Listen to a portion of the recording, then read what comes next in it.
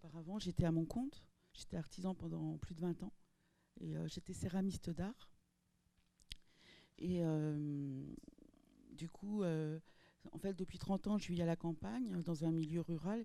Et c'est là-bas que j'ai installé mon atelier de céramique. Et je fabriquais des objets décoratifs. Et c'était un, un travail que j'avais choisi. J'aimais ce que je faisais, mais au bout d'une vingtaine d'années, vers l'âge de 40 ans, quand j'ai voulu me projeter dans un délai de 4 à 5 ans, je ne me voyais pas continuer.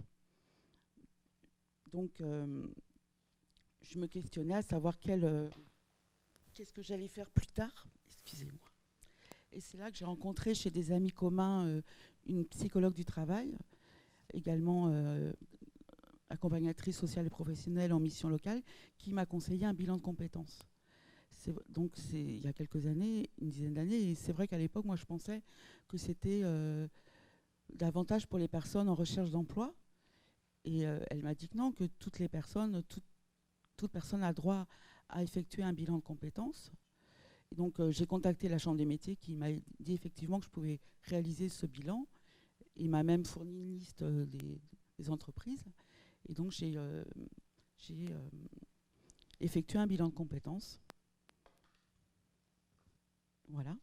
Et donc en fait, moi, l'objectif de ce bilan, c'était pas de directement changer de travail, parce que voilà, quand on a une entreprise, c'est beaucoup d'investissement. J'avais mis au point un réseau de points de vente pour revendre mes pièces. J'avais même obtenu des prix du jury, du public lors de concours. Je participais à des salons, mais je voulais faire le point sur mon parcours professionnel, avoir un retour sur mes expériences et savoir que j'en avais ce que j'avais obtenu. Donc j'ai continué à travailler encore quelques années, et suite à cela, j'ai suivi, là c'était plus un accompagnement collectif. C'est une formation qui s'appelle Je me prépare, je m'oriente, de 4 mois et demi, où là en fait où on travaille ses projets, et moi j'ai travaillé mon projet de reconversion. Parce que là, à ce moment-là, vous étiez Oui, déterminée. oui, là je voulais faire autre chose. Et même moi, par contre, dans mon précédent métier, je faisais ce que je voulais, le métier que j'avais choisi, dans un environnement à la campagne, puisque je venais de la région parisienne. Mais je ne me voyais pas continuer ainsi, et je pense que je sentais que j'avais des capacités pour aussi un autre métier. Donc en fait, lors de ce bilan, de cette formation, c'est un bilan, c'est un accompagnement collectif, contrairement au bilan de compétences où c'est un accompagnement individuel. Là, c'était un accompagnement collectif, et on a différents outils pour se connaître. Et moi, j'ai envie de donner un exemple, c'est le test de Hollande qui est très simple, qu'on peut réaliser en autonomie, et qui donne son type de profil. Et moi, ça a débouché sur mon profil artiste et social. Et du coup, bon, artiste un peu parce que j'ai le sens artistique, j'ai la créativité, du talent, et le social, en fait, j'ai le sens du contact. Selon mes proches, j'ai une bonne écoute. Vous parliez tout à l'heure de parler de son projet. Je me souviens qu'une amie psychologue du travail, quand j'ai commencé à parler de changer de voie, je lui ai dit voilà, j'aimerais faire ce métier. Elle m'a dit oui, pour moi, tu as une bonne écoute. Et voilà, donc du coup, j'avais trouvé mon fil d'Ariane, et j'ai commencé à me renseigner sur les écoles et formations à ce métier. J'ai fait mon choix, et pendant plusieurs années, je suis retournée à l'école. Voilà, courageusement. Oui, mais j'étais motivée. C'est vrai que ce salon m'a permis de faire un retour sur mon parcours. Et en fait, ça paraît simple, mais je crois que la motivation, c'est essentiel. Être accompagné, ça c'est clair. Parce que si on reste seul chez soi, je ne crois pas qu'on puisse avancer. Y arriver. Oui.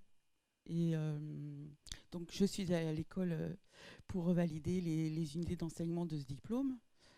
Euh, C'était difficile, mais en même temps, c'était passionnant parce que ça n'avait rien à voir avec mon premier métier.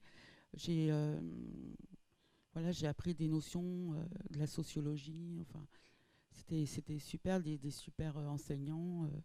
Et du coup, même enfin, cette année, en 2018-2019, j'ai continué avec la licence professionnelle de niveau 2.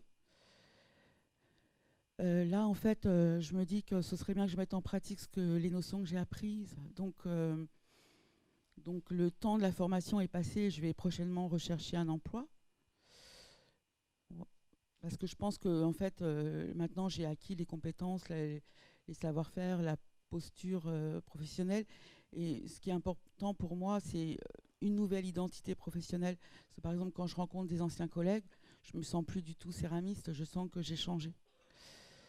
Et j'ai envie pour conclure, d'ajouter que concernant la céramique, ben, j'ai toujours mon atelier, tout le matériel, mais occasionnellement, j'y vais juste pour faire des objets, pour décorer mon jardin ou faire des cadeaux, mais ça s'arrête là. Mais du coup, actuellement, vous vivez de votre travail d'artiste ou comment vous De faites? quoi je vis? Oui, Je vis parce que j'avais suffisamment de l'argent de d'économie, côté. d'accord. Et en fait, voilà, moi, j'ai fait ce choix de prendre un temps pour moi, pour faire un métier que j'avais envie. Je me suis autorisée, mais c'est exactement comme le premier métier. Si je vous racontais ma vie, c'est en entrant dans un atelier de céramique un jour, alors que j'étais en vacances et que j'étais étudiante à l'université, que j'ai compris que c'est ça que je voulais faire. Et j'ai tout arrêté pour ouvrir mon atelier de céramique. Donc vous avez décidé de reprendre vos études au CNAM. Oui, Donc, mon père est ingénieur CNAM, donc il n'y a peut-être pas ouais. tout à fait un hasard à cela.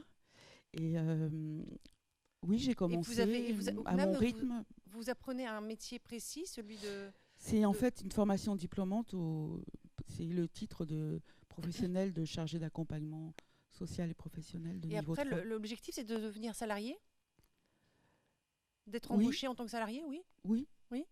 Non, non, mais il Moi, n'y a j'ai pas de... jamais été salariée, Ah oui. mais en fait, j'aime créer. C'est vrai que ce Non, que j'aime. c'est bien parce que c'est pas comme vos précédentes collègues Oui, non, mais il y a pas tout le plein monde, de parcours. pas tout le monde crée sa société. C'est Oui, il y a pas, beaucoup de on peut parcours faire une reconversion différents. et rester salarié. Oui, oui, C'est oui. Mais moi, ça me fait pas peur d'être à mon compte, non. vu que j'ai eu ce statut pendant 20 ans. Donc, ça me fait pas peur. Ou effectivement, le portage salarial. Bon, là, je vais candidater.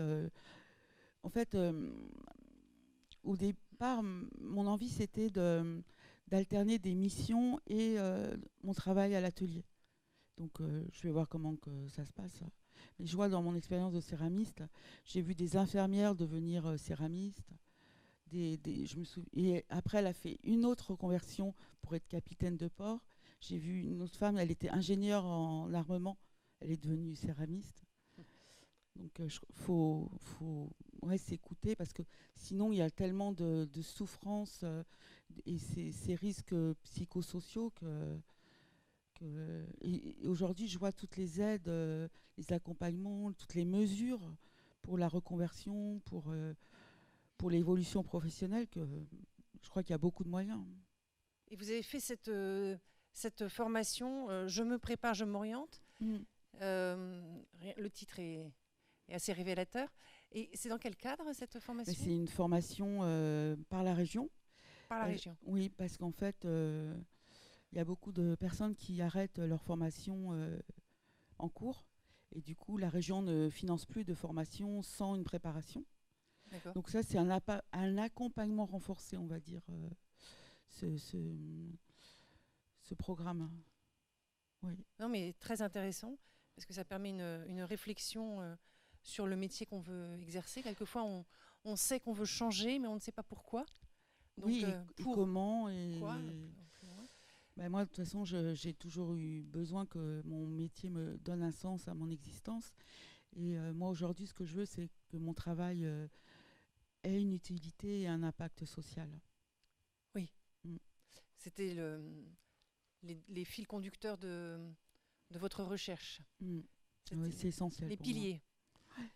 Les piliers. Et vous aussi, vous avez choisi un métier grâce à une rencontre, donc chez des amis, comme quoi c'est vraiment important de parler. Oui, c'est sûr que si je ne l'avais pas rencontré ce jour-là, peut-être que j'aurais rencontré plus tard. Mais c'est vrai que je l'ai rencontré au bon moment. Voilà. Parce qu'elle m'a parlé du bilan de compétences au moment où je me questionnais. Puis elle vous a fait découvrir le métier que vous exercez actuellement, non? Oui, ben non, on n'a pas trop parlé de ça sur ce moment-là. C'est plus tard qu'une nouvelle amie, psychologue du travail, on en a parlé. Et puis vous avez fait une longue réflexion sur vous-même. Vous avez pris le temps, comme disait Yannick, il faut du temps. Oui, surtout, même j'imagine qu'on est salarié. Le changement, ça demande un certain temps. Je pense que même si les gens, par exemple, partent du jour au lendemain, en réalité, il y a un cheminement ou un trop-plein. Et moi, tout le travail que j'avais fait techniquement pour mettre au point les collections, le réseau de points de vente, on y réfléchit. Mais après, voilà, faut avoir envie de se lever le matin pour aller travailler. Moi, je me voyais déjà pas ne pas travailler parce que.